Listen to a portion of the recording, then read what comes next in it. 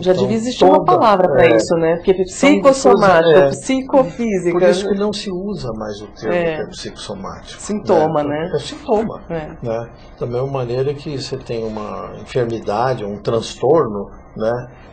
Ele nunca é só psicológico ou emocional e nunca é só orgânico. Quer dizer, o orgânico e o emocional são duas faces de uma mesma realidade, que é única, né? Então, você pode atingir um sintoma via química, né, orgânica, né, e também de uma maneira psicológica, emocional, né? Então, a gente tem que aprender a raciocinar em termos assim de um conjunto, né? Um transtorno sempre tem origens somáticas, psicológicas, somáticas inclusive genéticas, psicológicas, sociais, socioculturais, né? É toda uma somatória de razões que podem levar a um determinado transtorno ou alguma enfermidade.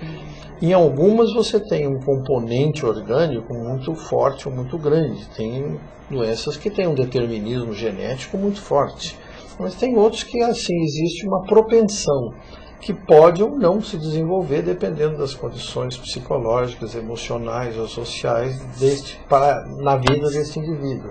Então, para você entender aquele problema, aquela doença daquele indivíduo, você tem que abordá-lo na sua totalidade, porque às vezes você vai compreender melhor a enfermidade dele por razões mais orgânicas ou mais psicológicas, ou às vezes mais sociais também, né?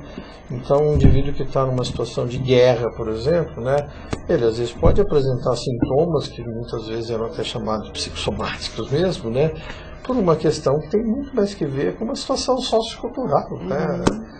Ou como a gente, né, que pode apresentar sintomas de estresse hoje em dia, ou as mulheres têm mais sintomas de depressão ou estresse, porque, né, vivem no trânsito em São Paulo, trabalham mais, enfim, então... Tem a jornada dupla. Tem a jornada dupla. tripla, quádrupla, né?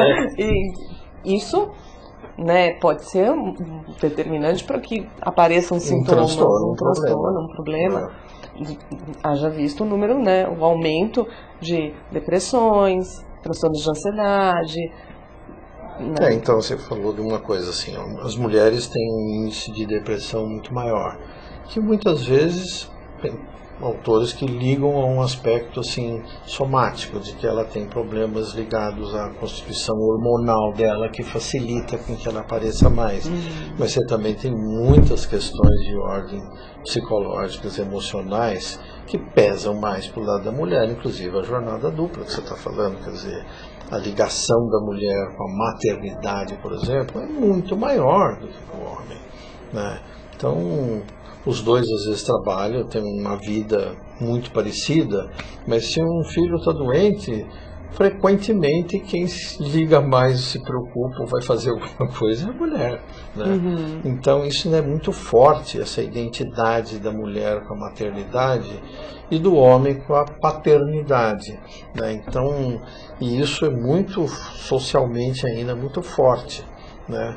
Embora no fundo a gente tenha que se ater ao indivíduo, quer dizer, tem mulheres que têm uma vocação muito mais paternal, né, do que maternal, mas não é o que você encontra na prática, né? Então, agora, por que existe isso? Acho que a gente ainda não sabe, porque a cultura condiciona tão fortemente um determinado comportamento, né, que é difícil saber se aquilo é próprio do gênero ou se é próprio só daquele indivíduo. Ou da espécie, né? Ou da espécie. Ou talvez da espécie. Né?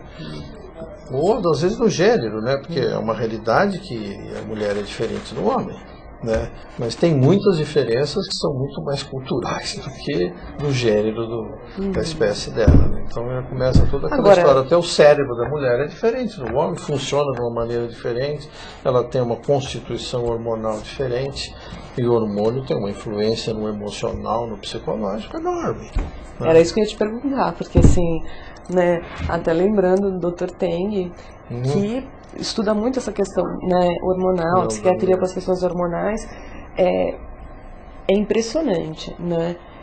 Ele que é um especialista em bipolaridade, além disso, fala muito dessas questões, assim, como trabalhar as mulheres que têm tantas mudanças hormonais em tão pouco tempo, né? Então, ciclos mensais de mudanças hormonais, ciclos de vida de mudanças hormonais, muito diferente do homem, que isso talvez cause muito mais sintomas ou ajude, né, com que uma tendência à bipolaridade se desenvolva mais em mulheres do que em homem, por exemplo. Por causa dessa questão, a mudança, né, do ciclo hormonal e a mudança do humor com isso. Então, se a gente teria uma amplitude de mudança do humor assim, no homem, por exemplo, uma mulher teria uma amplitude assim, se fossem iguais, muito maior. Isso tem também suas repercussões em outros níveis, por exemplo, a situação emocional. A mulher, biologicamente, está muito mais habituada a viver transformações nela.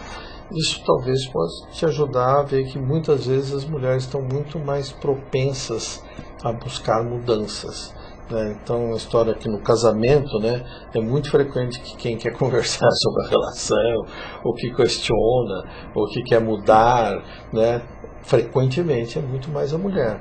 Hoje em dia, que ela está com liberdade para, né? Antigamente não era bem assim, não. E mais ou menos, né, liberdade para, porque eu acho interessante, né, o discurso dos homens eu não converso sobre relação. Quer dizer, a mulher tem liberdade para falar, eu quero conversar sobre a relação, mas o homem também tem liberdade de falar, então, eu sou homem, eu não converso sobre a relação. Afinal, o gênero masculino não conversa sobre a relação. O que é mal, né? É mal. Então, precisa conversar. Então, aí vamos voltar ao casamento. Não sei se falar da relação ou falar demais da relação é ruim. Agora, não falar talvez seja pior ainda. Porque duas pessoas que vivem juntos, que têm tantas diferenças, né, que buscam coisas diversas, né, se eles não conversam, como é que eles vão resolver uma porção de mal-entendidos, de situações em que um não gostou, né? Você tem que falar, meu Deus do céu, você tem que conversar. Tem que ser colocado. Se você não conversa, fundamental. Você percebe que duas pessoas que vivem juntos, eles não têm muita opção.